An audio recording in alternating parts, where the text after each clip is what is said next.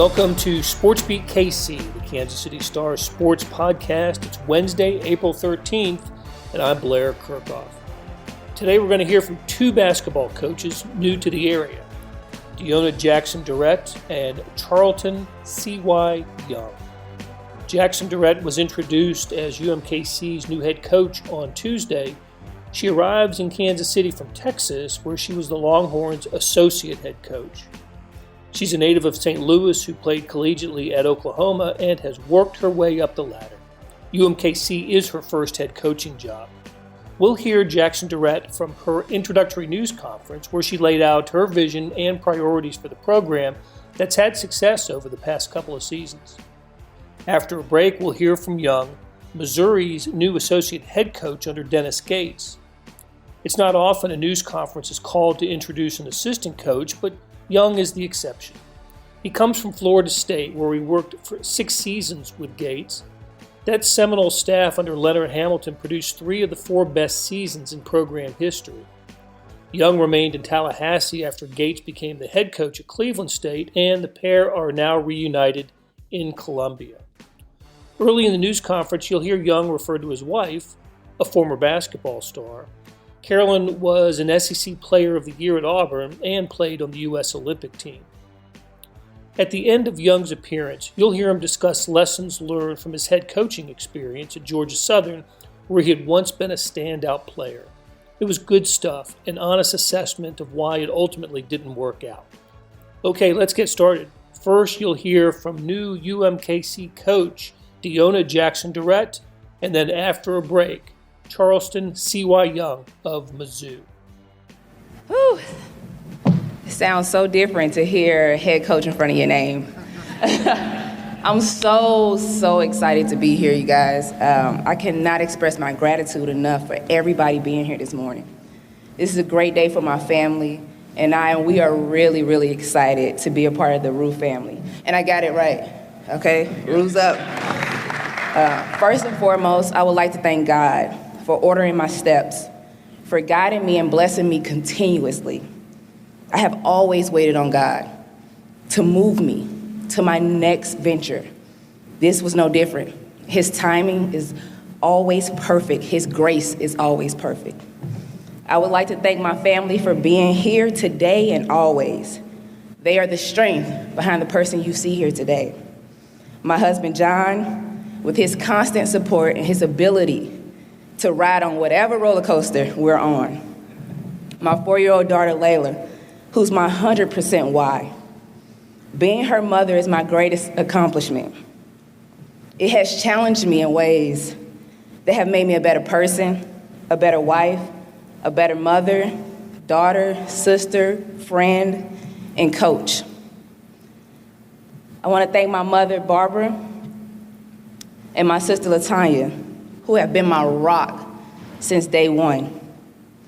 They always have shown up and given me support for any and everything that I do. My journey to this moment would not be possible without my mentors, my colleagues, coaches, friends, bosses that have poured into me. From the start, following my sister, LaTanya, and my mentor, Neil Ivy, around to every park and every gym in St. Louis until I picked up a ball for the very first time. They are still my role models to this day. And my best friend, Tara, who's here today, who, listen, I rebound for her at our first encounter. I never took a shot, okay? But she's always had my back. To Gary Glasgow for believing in me enough to play me when I was terrible, and I do mean awful, and kept my interest in basketball just long enough for me to become really good. All the way to Sherry Cole, who recruited me without promising anything. Imagine that. Somebody that recruits you without promising you anything, but fed my basketball soul everything. She impacted me in ways that made me want to impact others. To John Ishii, who gave me my first coaching opportunity at Southeast Missouri State. To Nyla Millicent and the staff at George Mason that helped me grow past all of my mistakes I made trying to be perfect. It's a good thing that perfection is a long, distant memory. Right, John? A very special thanks to Vic Schaefer for having one of the biggest impacts on my career. And more importantly, for allowing me to find myself in a multitude of ways, not just as a coach. I will forever be grateful for the 7 years that I spent with him and our continuous familyship. Now to the people that made this day possible. The leadership here at Kansas City is second to none. I want to thank Chancellor Agarwal for giving me this opportunity to lead this program and this great group of girls, for being a champion for students, and for showing up with action. Thank you. I really appreciate your support. And last, and certainly not least, Dr. Brandon Martin, for calling me and shooting your shot. If Make It Happen was a person, y'all, it would be him.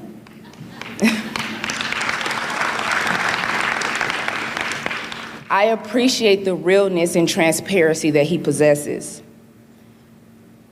I want to thank him for making me feel like this is a partnership that can be transformational and not transactional. We have enough of that in this day and age.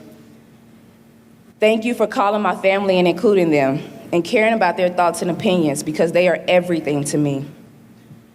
There are people that wait for things to happen for them. God put me and Dr. Martin together because we are two people that make things happen. We are two peas in that pod.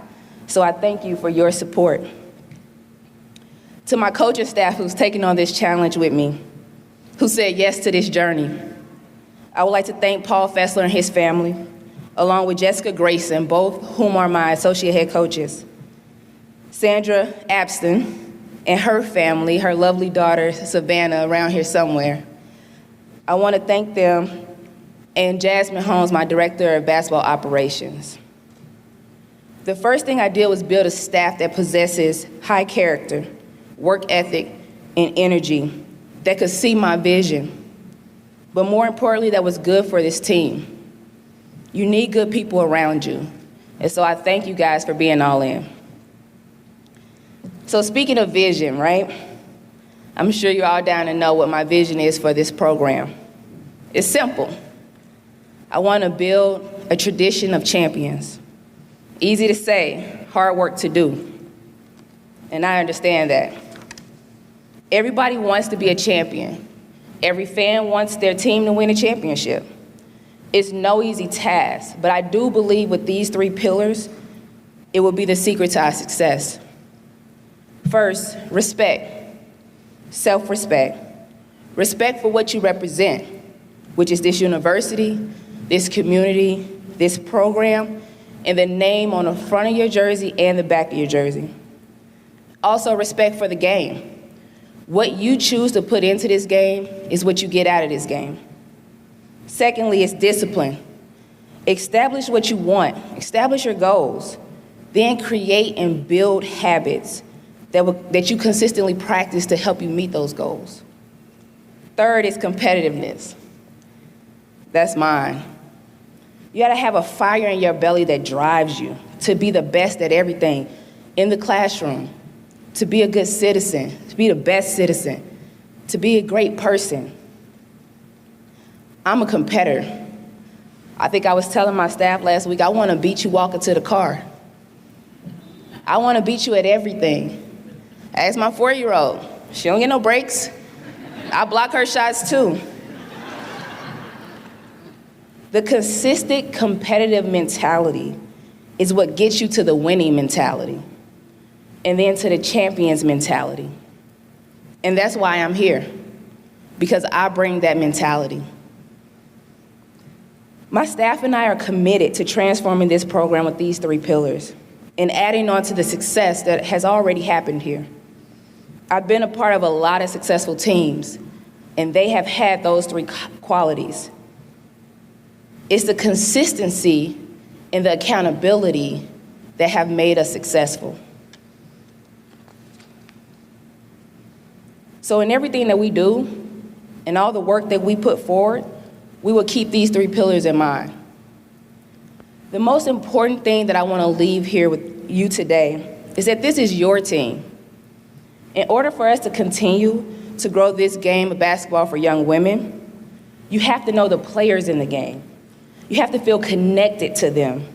You have to be good role models for them. They have to be good role models for your daughters, for your sons. Players that you want to watch on the court, but that you also want to know beyond the court. That is why we have to ensure that we stay connected to this community. This Kansas City community will be our family. We will be active and involved with the youth and the greater community in everything we do. I want this to be the people's team. It is just as much yours as it is mine. Mutual engagement and involvement. That is what it's going to take. As a native Missourian, it is important for me that this program continues to elevate and to be a force to be reckoned with. Thank you guys so much for being here this morning, and rules up.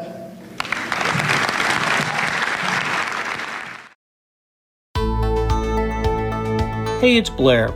We have a special subscription offer for SportsBeat KC listeners, unlimited digital access to the Kansas City Star's award-winning sports coverage. Sign up now for 1 year of Sports Pass for access to all the sports news, features, and columns presented on the kansascity.com site, and it's only $30. That's a 40% savings off our regular rate. Your subscription will automatically renew after the initial term at $50 unless you tell us to cancel. Your subscription helps support the sports coverage of kansascity.com and the Kansas City Star, and that support has never been more important. Please visit kansascity.com/SportsBeatKC offer to get this special offer. And as always, thanks for listening. This is big. I love this guy. More than you'll ever know. We've been together a long time. I recruited him. So proud of him. Think he's one of the best young coaches in the country. First, I want my wife to stand up and wave.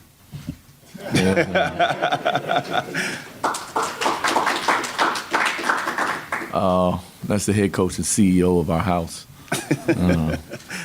And I just appreciate her supporting me on this move. You have to have a tremendous amount of humility to live in my house. I'm a Hall of Fame player at Georgia Southern, and I'm the worst player in my house.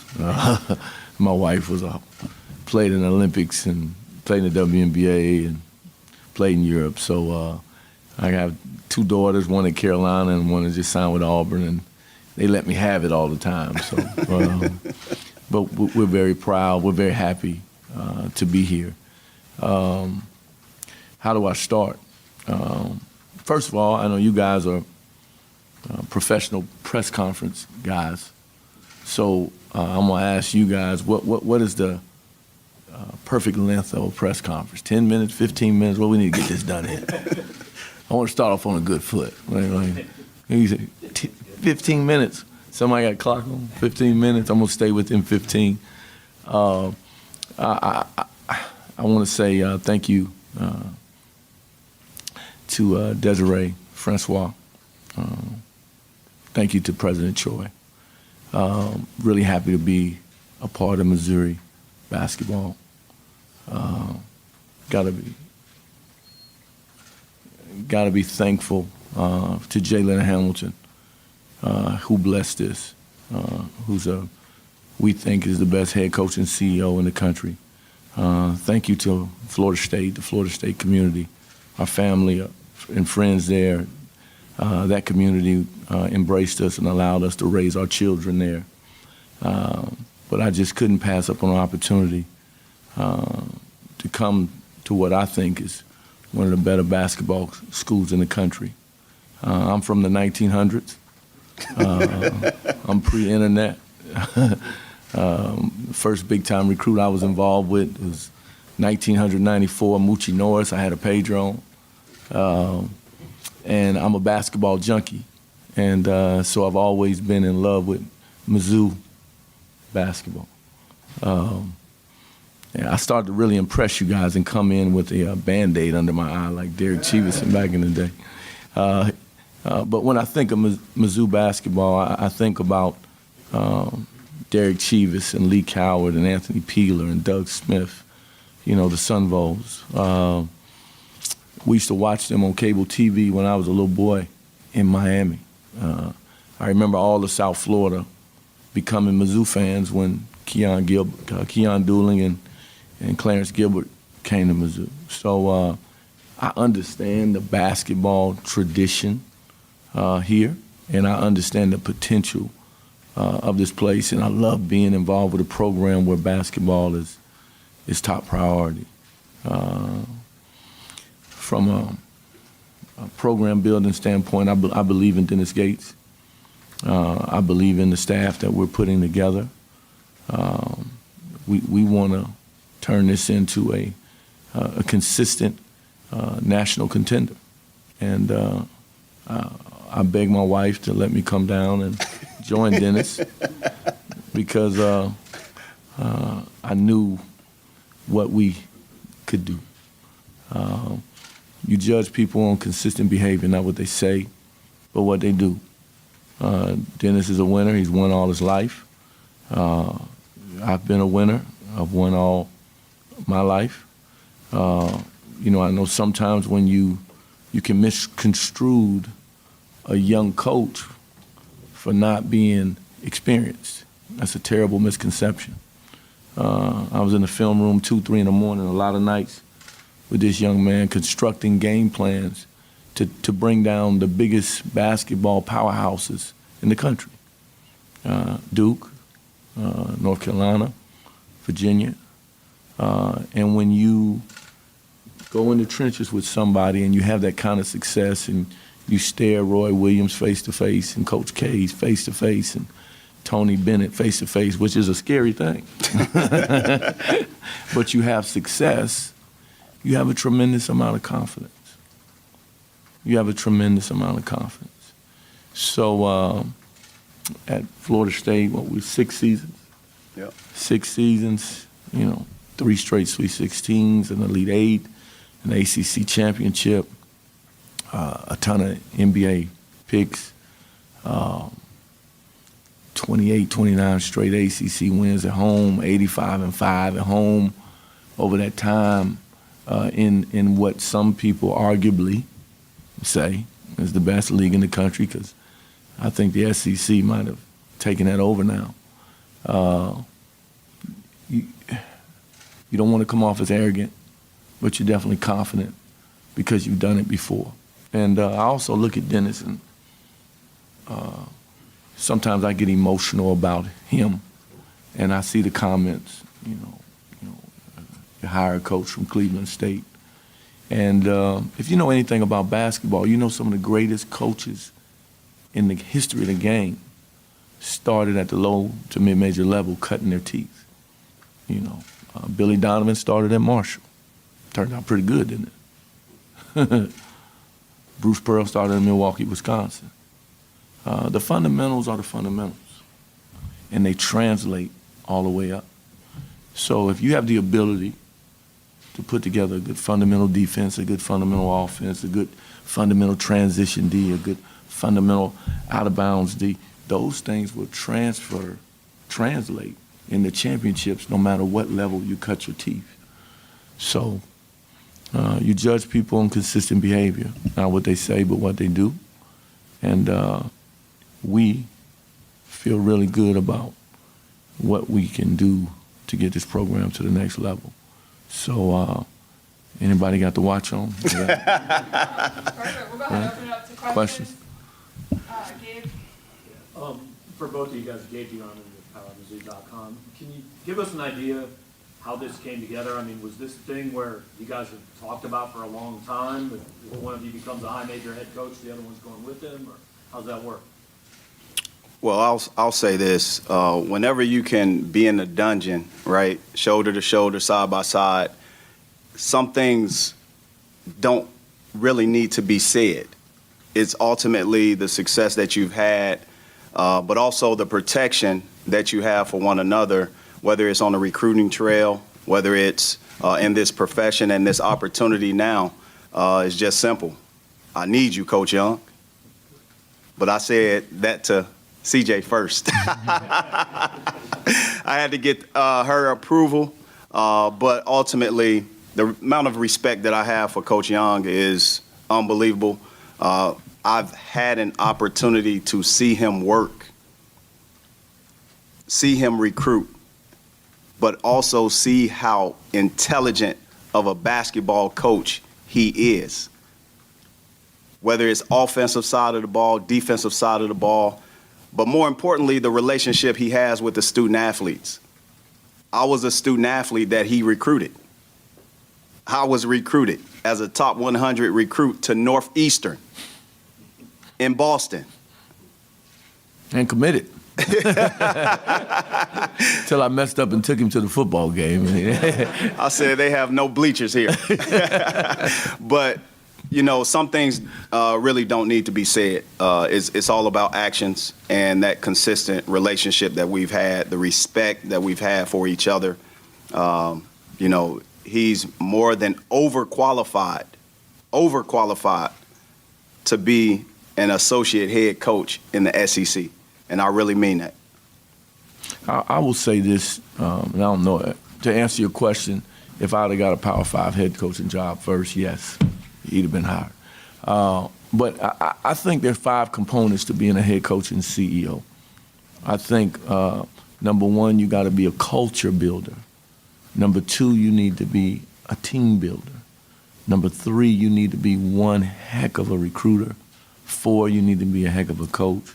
And then I think baseball got it right. Baseball calls the coach the manager. And I think, Dennis, I need to be in his ear saying, young fella, trust your gut. But you need to gauge yourself in those 5 categories every day. And if you can do that, you can have a tremendous amount of success. I was a head coach for 4 years. I had a young and up-and-coming coach named Steve Smith, who was my associate head coach. I was the coach of the year 3. He got the Clemson job. The next year, I got fired. I missed that. I got a friend of mine that's an experienced coach, Coach Sutton. He texts us all the time. He has a saying that you can't Google experience. You can't Google experience. I think my experience will help him. I have a tremendous amount of humility. He's Michael Jackson. I'm Tito Jackson. I got no problem with that. They sold a lot of hit records. You understand what I'm saying? I think being under Leonard Hamilton the last 9 years, I learned the importance of controlling your emotional intelligence. I was 37 years old. I was emotional. I was going back to my alma mater, where I was considered the best player to ever play there. I was the first African-American head coach in the history of the school. I wanted to be successful so bad. I didn't always do a good job of controlling my emotional intelligence, which hurt me as a CEO. I think after the success we've had, the time has passed, being able to look back on it, you understand that. That's where I can really help him. So this is a perfect seat for me. I know some people look at it and say that's an out-of-the-box move, but for me, it makes perfect sense. And I think we could be really, really good. That'll do it for today on SportsBeat KC. Thanks to Randy Mason for putting together today's show, and to the production teammates of Monty Davis, Jeff Rosen, and Chris Fickett. This morning, I went through my usual reading lineup that includes the Star's Morning Sports Edition. Read about the Royals' loss in St. Louis on Tuesday, despite Salvador Perez's 2 home runs, college updates at Missouri, Kansas, Kansas State, the NBA playoffs, the night in hockey, soccer's Champions League, golf, tennis, and more. It takes me all at breakfast and then some to consume it all. I love it. You will too. Go to kansascity.com and the subscription tab for more information. Thanks for listening, and we'll be back on Thursday talking Royals on SportsBeat KC.